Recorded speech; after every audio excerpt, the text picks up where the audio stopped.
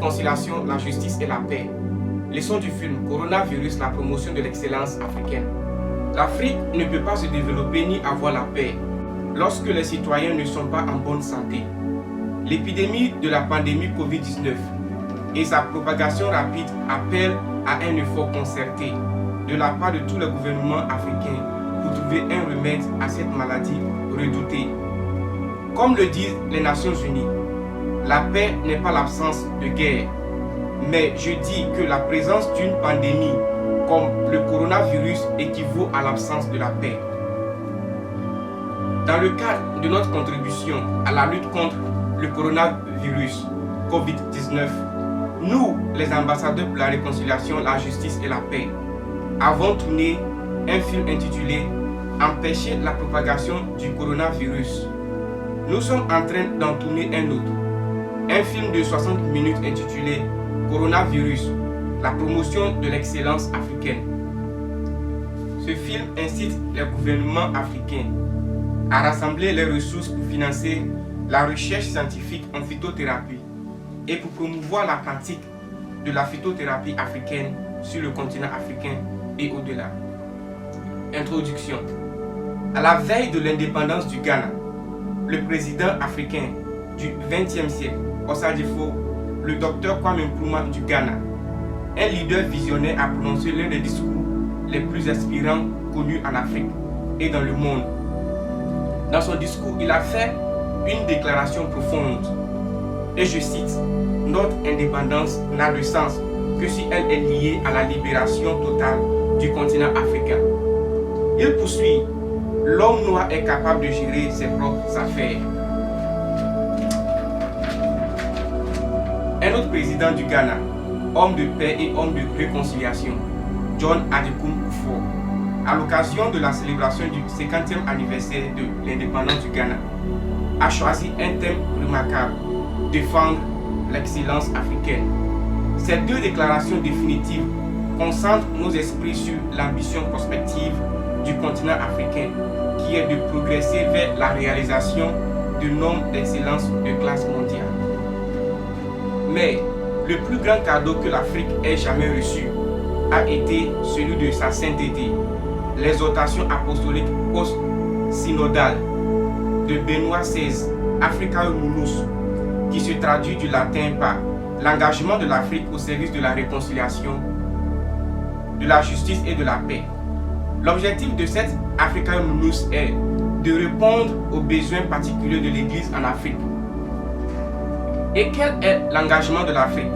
L'Afrique s'est engagée à défendre l'excellence africaine, en particulier dans le développement de l'industrie africaine de la phytothérapie dans la lutte contre les pandémies mondiales. Leçon de l'expérience Covid-19 et recommandations pour le leadership en Afrique comme suit. 1. Une maladie infectieuse mortelle d'étiologie inconnue, précédemment appelée pneumonie de Wuhan, a été signalée à Wuhan en République populaire en Chine en décembre 2019. Le 7 janvier 2020, elle a été confirmée comme un nouveau type de coronavirus appelé Sévère syndrome respiratoire aigu, coronavirus 2, en abrégé SARS-CoV-2. En février 2020, l'Organisation mondiale de la santé, en abrégé OMS, a nommé la pneumonie comme maladie à corona 2019, en abrégé COVID-19. 2. La propagation soudaine et rapide, inattendue du COVID-19 de la Chine à plusieurs autres pays a contraint l'OMS à déclarer officiellement la maladie pandémie mondiale le 11 mars 2020. Le 29 avril 2020, un total de 1671 cas de SARS-CoV-2 infections ont été confirmés au Ghana et plus de 3 100 000 cas à travers le monde. Numéro 3. Les cas signalés ont continué d'augmenter en raison de la propagation rapide du SARS-CoV-2 par transmission interhumaine. Le 7 août 2020, le nombre total de cas confirmés et de décès au Ghana s'élevait à 40 533 et 206 respectivement, tandis que plus de 19 millions de cas confirmés et 722 milliers de décès sont signalés dans le monde. Actuellement, aucun médicament antiviral ou vaccin spécifique approuvé n'est disponible pour le traitement ou la prévention du COVID-19.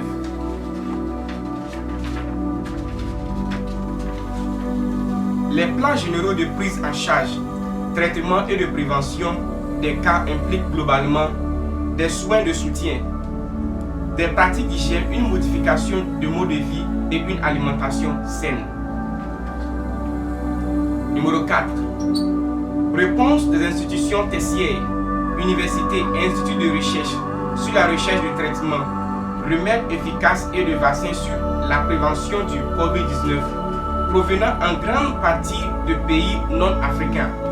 Les protocoles cliniques actuels pour le traitement du COVID-19 au Ghana sont uniquement orthodoxes et n'ont pas encore pleinement incorporé le régime phytothérapie africaine ghanéenne. On s'attend à ce qu'à la suite de la pandémie de COVID-19, les institutions obligatoires telles que les instituts de recherche du Ghana et d'autres pays africains s'associent pour mettre au point un cadre concerté et des produits naturels appropriés en vue de l'intégration des pays africains ou ghanéens. Phytothérapie dans les options thérapeutiques actuelles et futures pour la gestion et le traitement du COVID-19. Le numéro 6. Au Ghana, nous avons le Centre de recherche en médecine, abrégé CRPM, la Direction des médicaments traditionnels et alternatifs, abrégé TAMD, Ghana, l'Autorité des aliments et des drogues, abrégé FDA, la Fédération ghanéenne de médecine traditionnelle, en abrégé GAFTRAM, et les experts en plantes médicinales et en découverte de produits naturels. Numéro 7. L'Afrique en général et le Ghana en particulier sont dotés de chercheurs expérimentés et accomplis dans le domaine des plantes médicinales et des produits naturels dans les universités et les instituts de recherche. De plus, le continent possède une riche diversité de plantes médicinales à 8. Il est temps que les chercheurs africains, les phytothérapeutes, les régulateurs et les autres scientifiques concernés, le secteur privé et les décideurs politiques s'associent pour valoriser la recherche sur les plantes médicinales et les ressources végétales afin de trouver des solutions locales pour le traitement du COVID-19. 9. Les dirigeants politiques et les agences gouvernementales devraient être inclus afin qu'ils puissent contribuer à la recherche. Le financement devrait provenir du gouvernement et des ONG.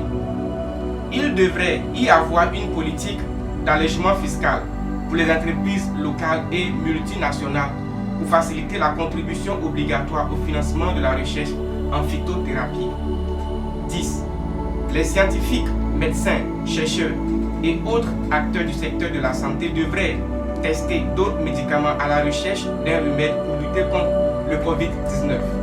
11. La pandémie COVID-19 a révélé une vérité inconfortable.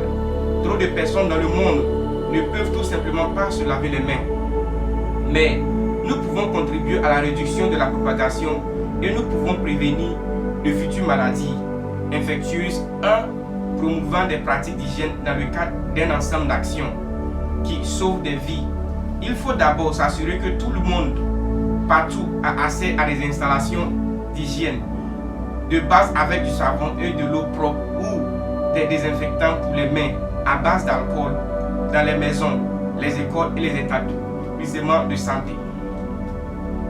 C'est notre espoir, la lueur d'espoir que tous les gouvernements africains rassembleront leurs ressources pour collaborer avec les phytothérapeutes africains comme le révérend Anselme Adodo du Nigeria, un moine bénédictin, le professeur Samuel Ato Duncan du Ghana et le professeur Maurice Iwu, professeur de pharmacognosie à l'université de Nsukka, Nigeria.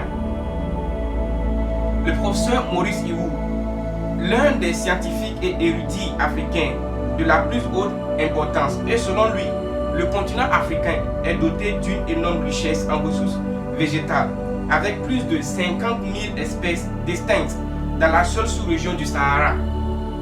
Plus de 25% des espèces connues sont utilisées depuis plusieurs siècles dans la médecine traditionnelle africaine pour la prévention et le traitement des maladies. Mais qu'arrive-t-il à l'Afrique sur le marché mondial des produits naturels? L'Afrique reste un acteur mineur sur le marché mondial des produits naturels en grande partie en raison du manque d'informations pratiques. En connaissez-vous la raison? La raison n'est pas tirée par les cheveux. Tout comme la plupart de nos ressources naturelles, nous, les Africains, n'avons malheureusement pas réussi à explorer notre diversité florale au profit du continent africain. C'est maintenant, pour que les gouvernements africains investissent dans la recherche de produits naturels et la découverte de médicaments pour promouvoir le développement de l'industrie africaine de la phytothérapie.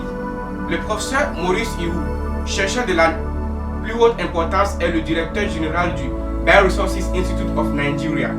Il a été chercheur invité au laboratoire Dyson Perrins, Université d'Oxford 1980, Fulbright Senior Scholar Award, Ohio State University et département de chimie.